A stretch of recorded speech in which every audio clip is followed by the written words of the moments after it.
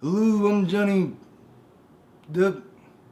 Today we're gonna review the movie JabyKoay and I for Black Mass. Yeah. Anyway, we're gonna review Black Mass today. Yes, we are.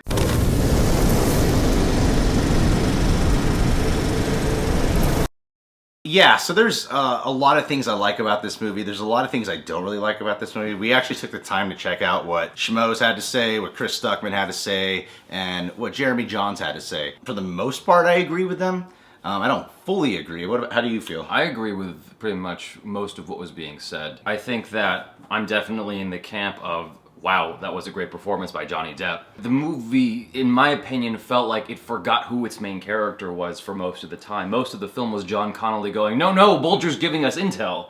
That's what, like... John Connolly? John Connolly is the FBI guy. Oh, yeah. Joel Edgerton. Whatever his name is. I know them by their real names. Okay. I was looking at the character. That's what it felt like most of the movie was to me. It didn't feel like it really went anywhere. It was like, last year, I bought a car.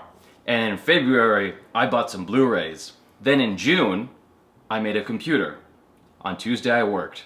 End of the movie, it's like, wait, what was this about exactly? I don't understand what any of this really has to do with anything. It's just like, it's not a movie because a movie has a story. This doesn't have a story, it's just a collection of events. Yeah, it's like a series of events that play out. What I found weird was, it's a mob movie, but yet the mob stuff didn't really appeal to me in this film. I like the scenes where it was like emotional tension or something, like Johnny Depp intimidating someone or scaring the shit out of someone, or like that scene with Johnny Depp and Dakota Johnson in the hospital.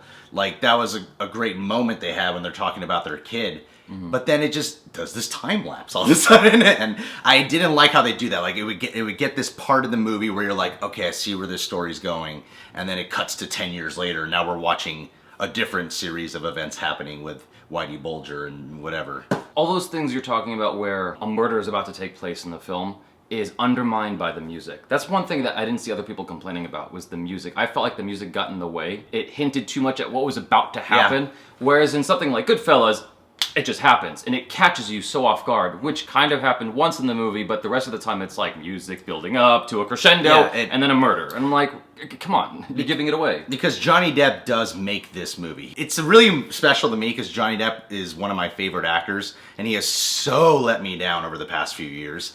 And to see him back in a real role was so rewarding for me. So that's the main reason I recommend it, is just because of Johnny Depp's performance. But you're right about the music, because there are certain moments where I was like, I wouldn't have expected him to lose his shit if the music didn't tell me. Right. You know, like, the music does give certain moments away that could have been really shocking and powerful, or it calms you, you know? Right. I think there are two options that would have been better for this. Either pick a few stories that, you know, resonate more with people, or would have stood out more, and kind of hinge them together better. It would have to have been fictionalized more. This felt like, this really happened. In this order, these things really happened. It's like, well, no one really gives a shit about that. They want to see a narrative that's interesting and takes you on a journey. It's escapism. That's what it should have been, and that's what it didn't accomplish. It's not an emotional escaping film. It's more of an interesting film to watch, or it's something interesting to look at. Yes. As opposed to, you get an emotional experience out of it. It doesn't really generate much emotionally. Like, I walked out of the film saying, it's a good movie,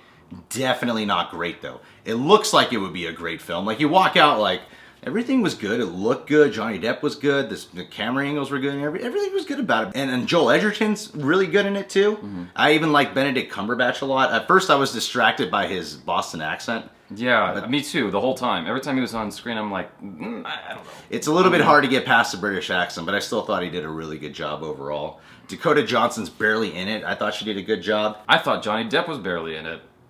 Ah, come on, now you're just being an asshole. No, it was mostly about the FBI guy. I mean, let's be real. Yeah. The most of the movie was the FBI guy. Johnny Depp was more, but Johnny Depp was more of the character that everyone kept talking about more than actually. But I feel like you do see Joel Edgerton more. It seemed like they wanted to make an Amadeus, and they didn't succeed. Did you see Amadeus? Yeah. It's all about this other guy's perspective on Mozart. It didn't really do that, and it felt like it was also trying to be Goodfellas or something, but it didn't really do that either. It was this like middle place, and it didn't quite feed one beast over the other. You know, it was trying to do too much, I think. It's interesting because I know that Jack Nicholson's character in The Departed is based off Whitey Bulger, and I felt like they got that down better than this movie did, in the sense that you got Jack Nicholson, he find out he's working for the FBI, he's an informant, and like that's essentially Whitey Bulger in this movie. The most common complaint I'm hearing, especially from the YouTube critics, and I totally agree, is that there's no protagonist really. Everyone's just a bad guy that we're watching, and the good guys are so minor in this story.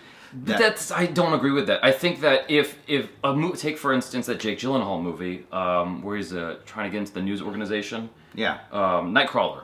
He's a bad guy in that movie, and he's the protagonist. You're following the bad guy the whole time, and yet it's riveting. It's amazing to watch. You can't have a movie that's completely about a bad guy and it be successful. I agree, but I feel like if this movie had a little bit of a clear-cut, defined good and bad guy, it might have worked a little bit better. Like one thing Jeremy Jahns was saying, which I was like, yeah, I walked out thinking that. If there was something of a little bit of that heat element, like the cop that they introduced who's like aiming to take down Whitey Bulger, and they showed more of him. Like that's what made The Town work. Yeah. And, you know, like that's what makes Heat work. That's what makes a lot of movies work. Where opposing characters. Yeah. Yeah. Okay. You know, like, and I feel like we don't really got that other than Kevin Bacon being like, "What the fuck are you doing, you cocksucker?" That's like about as far as it goes with the other guys stepping in and saying something. The bad guy from Ant-Man was in there like way too late in the movie, and he could have been that character. Yeah, that should have been introduced way sooner. And he was way better in that like 10 minutes he had than I thought in all of Ant-Man. Yeah. The thing that's cool about this film is that there's so much wrong with it, I think, and there's a lack of emotional substance. However, I really walked away really thinking about Johnny Depp's performance, and every time he's on screen, the film is interesting. Yeah. It's like when he's not on screen, even when it's just Joel Edgerton, I still kind of zone out a little bit. Yeah. But when it was Johnny Depp, I was always really immersed in like what was going on, immersed in what was going on at the time. I mean, it's undeniable. His performance is great, but it's like after a certain point, it's like, okay, that's your ace. That's the only interesting part of this movie, and I got bored. I was extremely bored during the film, to be honest. Like Jeremy Jahns said, it's almost like Game of Thrones, where it's like, okay, another murder happens. I'm like, yeah, that's basically how I felt. It's just, this happened. Okay, now this happened. It's like, okay, now what? Okay, now this person got murdered. Now it's over. I'm like, well, why did any of that happen? And I'm not saying the movie needs... We had to talk about this on your channel about violence in movies. But the first death you see, that was brutal. But then the rest of the deaths were like nowhere near on level with being that violent or disturbing to me.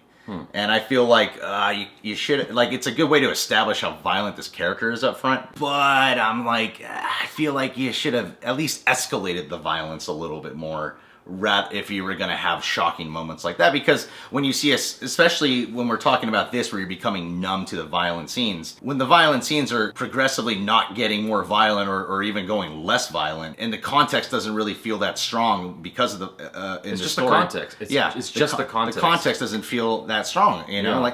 Like in Reservoir Dogs, you don't see him chop off that guy's ear, but you feel it, you know? It built up to that moment. Yeah, it seemed like it tried being a lot of mob movies, and at times it works, and at times it really doesn't. It's not even that, though. It's just as a story, it's not cohesive. It's like, you don't even know who the main perspective is in the movie. It's so misleading at the very top. You're looking at this guy's face. Todd from Breaking Bad, and you're like, oh, okay, he's in this movie.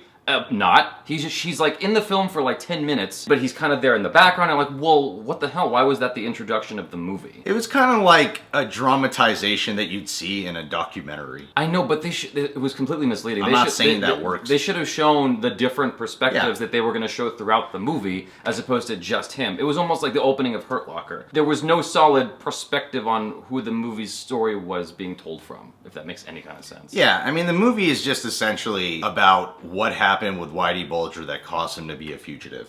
That's it. And then the fugitive part, they just wrap up in like title text. There was no kinetic energy to the film at all. It was very, everyone has said it, it's very stale and kind of hollow, and that's a very accurate assessment of the film. It's just stuff, and then it's over. Yeah, I agree with what everyone says.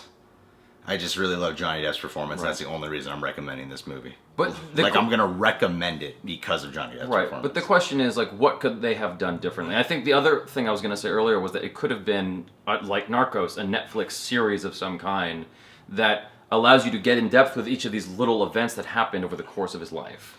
Yeah, it's because a lot of filmmakers are not good at covering such a like, it's so many years they're trying to cover here. And those time lapses just really fuck with you. I don't know, that's the problem with biopics. It's like sometimes I feel like, why don't they do a mini series instead? Because if you're gonna do a biopic of like 30 to 40 years of someone's life, you should try to break it down a little bit into like 1 hour episodes rather than just trying to compact it in 2 hours. Right. On paper, everything looks good. Yeah. On paper, I mean, all the performances are there. You like the directing more than I did. I'm so used to Scorsese when it comes to Italian mob movies. I know it's not Italian, it's Irish, but still, and that was missing from the film too. You didn't really see the Italian mafia in the entire movie, even though that was a big staple in the film. That was a huge part of the whole thing, and yet you never actually see them or an interaction with them. That was my other issue, is that the criminal activity that was going on, I was like, okay, based off what Joel Edgerton and Johnny Depp are saying,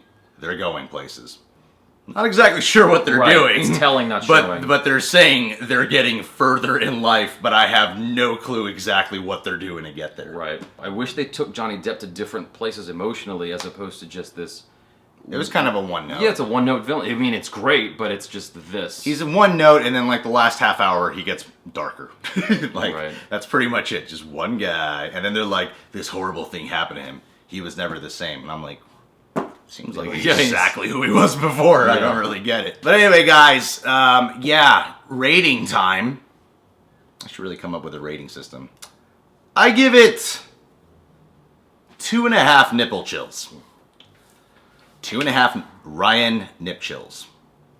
On a scale of to I give it a If you're new to the channel, you can subscribe to The Real Rejects. You can check out the JabyKoay Channel, movie discussions, reactions, reviews, and more. And a lightsaber fight. Yes. Really gotta promote that thing, huh? Yes. And you can follow both of us on Facebook, Instagram, Twitter, Vine. If you're a true Star Wars fan, you will watch the lightsaber fight. Sorry to cut you off, Periscope. Go. You cut me off. Periscope. On Periscope. Vine, Instagram, Twitter, Facebook. I'm doing it for you. You're good. Yeah. You're good. And also, we're going to be featured at the synagogue on Sherman Way and Van Nuys Boulevard. If you're Jewish, please come out. We're going to be doing a special event of Jewish movies. That's usually that's our main thing. That's what we grew up on. We're Jew films. So make sure to tune in. We're going to vlog the event. Got a lot of people with yarmulkes coming. It's good. Godfather's Jewish, right?